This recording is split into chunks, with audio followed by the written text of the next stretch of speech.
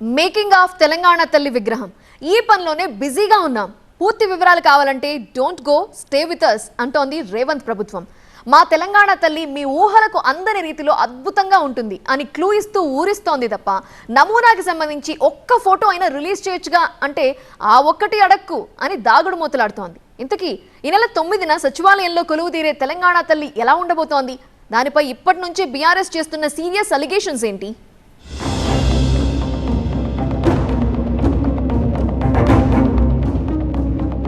తెలంగాణలో మరో big day December 9. ఈ తేదీ కోసం యావత్ తెలంగాణ కాంగ్రెస్ పార్టీ ఆసక్తిగా ఎదురుచూస్తోంది. హైదరాబాద్ సచివాలయంలో జరిగే తెలంగాణ తల్లి విగ్రహావిష్కరణకు సర్వం సిద్ధమైంది. లక్షలాది మంది ప్రజల సమక్షంలో జరిగే ఈ కార్యక్రమం రేవంత్ సర్కార్ కి మోస్ట్ ప్రెస్టీజియస్ ఈవెంట్. ప్రస్తుతం మనం సెక్రటేరియట్ నడిబొడ్డున ఉన్నాం. తెలంగాణ తల్లి విగ్రహాన్ని ఆల్రెడీ ఇక్కడ ప్రతిష్ఠించారు. దీన్ని ఆవిష్కరించడమే కేవలం లాంఛనీయంగా ఉంది. సో ఇప్పటికే దీన్ని అంతా కూడా ప్యాక్ చేశారు. చాలా గోప్యంగా ఉంచుతుంది ప్రభుత్వం. తెలంగాణ తల్లి రూపానికి సంబంధించి కానీ లేకపోతే దాని తయారీకి సంబంధించి కానీ ఎట్లాంటి ఫొటోస్ కూడా బయటకు రాకుండా జాగ్రత్త పడింది. దాని ముందరే చూడొచ్చు, పెద్ద ఫౌంటైన్ ఏర్పాటు చేశారు, వాటర్ ఫౌంటైన్ను. సో ఇది 24 అవర్స్ పాటు ఈ వాటర్ ఫౌంటైన్ ఉండేలా దీన్ని డిజైన్ చేశారు. ఈ వాటర్ ఫౌంటైన్ ఒక పారే సెలయేరును తలపించేలా ఉండాలనేది ప్రభుత్వం ప్లాన్ చేసింది. ఒకసారి మీకు చెప్పే ప్రయత్నం చేస్తాను. ఇక్కడ ఈ వాటర్ ఏవైతే ఉన్నాయో తెలంగాణ తల్లి చుట్టూరా పడిన వాటర్ అంతా కూడా ఈ డౌన్ స్ట్రీమ్ నుంచి ఇట్లా కిందికి వస్తూ ఉంటాయి. ఇది ఒక ప్రవాహం లాగా ఉండబోతుంది. సో అక్కడి వరకు, మెయిన్ గేట్ వరకు ఈ ప్రవాహం ఉండబోతుంది. సో దీనికి సంబంధించి ఇప్పటికే ప్రభుత్వం చాలా డిజైన్స్ పరిశీలించింది. దాన్ని పెద్దంబార్పేటలో ఉన్న గండి చెరువు దగ్గర ఒక శిల్పితో దీన్ని తయారు చేయించారు. సో దీన్ని సీఎం స్వయంగా 2-3 సార్లు ఈ రూపానికి సంబంధించిన ఏర్పాట్లను, తయారీని పరిశీలించారు. ఆ రూపం ఎట్లా ఉండాలనే దానిపై శిల్పులకు కూడా ప్రత్యేకంగా వివరించారు.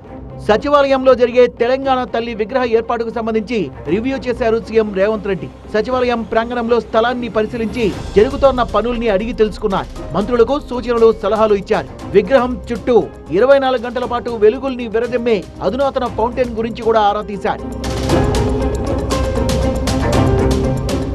ఇలా ఉంటే తెలంగాణ తల్లి విగ్రహం రూపురేఖలు ఎలా ఉండబోతున్నాయనే సస్పెన్స్ ఇప్పటికీ సస్పెన్స్ గానే ఉండిపోయింది. గతంలో మాత్రం ఉండబోదని ఇప్పటికే తెలిచేసిన రేవంత్ సర్కార్ తెలంగాణ తల్లి ఆకారం, ఆహార్యం ఏంటనేది గోప్యంగా ఉంచింది. కనీసం ఫోటోలు కూడా వెల్లడి కాకుండా జాగ్రత్త పడుతోంది. ఈ విషయమై వాదోపవాదాలు మొదలై మాటల యుద్ధం దాకా ముదిరింది. అసలు తల్లిని మరుగునపరిచి సవతి తల్లిని తెర మీదకు తెస్తున్నారంటూ బీఆర్ఎస్ నేతలు తీవ్ర ఆరోపణలు చేస్తున్నారు. తమ అధికారంలోకి వచ్చాక రాజీవ్ గాంధీ విగ్రహం స్థానంలో తెలంగాణ తల్లిని ప్రతిష్ఠిస్తామని చేసిన ప్రకటన కూడా ప్రభుత్వానికి సూటిగా తాకేసింది.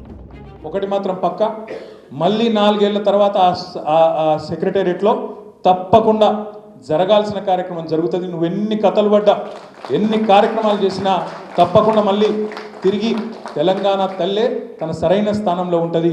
ఇలా నువ్వు రాహుల్ గాంధీ తండ్రిని ఎక్కడైతే పెట్టినావో అక్కడ ఖచ్చితంగా తెలంగాణ తల్లి నిటారుగా నిలబడుతుంది, నిన్ను చూస్తూనే ఉంటుందని చెప్పే మాట కూడా ముఖ్యమంత్రికి నేను చెప్తా ఉన్నాను.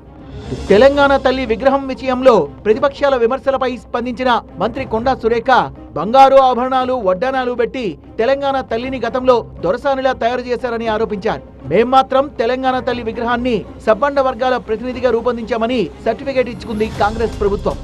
వాళ్ళేమో దొరసానిలాగా సృష్టించారు. ఆ రోజు తెలంగాణ తల్లి అంటే ఒక నిరుపేదం, అంటే బడుగు బలహీన వర్గాలందరికీ సబ్బండ వర్ణాలకు సంబంధించినటువంటి అది స్టాచ్యూ.